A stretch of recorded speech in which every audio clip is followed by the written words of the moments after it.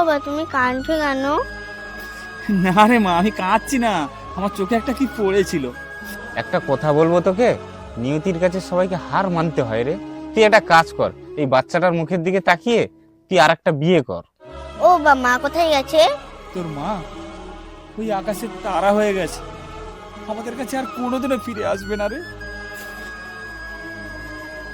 জানিস, তোর জন্য আমি একটা মেয়ে দেখেছি, মেয়েটা খুব সুশীল। তুই যদি বলিস তাহলে ওর বাবার সঙ্গে আমি কথা বলবো।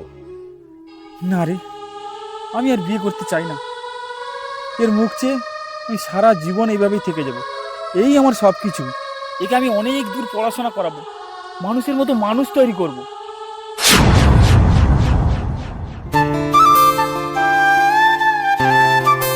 ও ভাই, খিদে পেয়েছে, কি খাবো?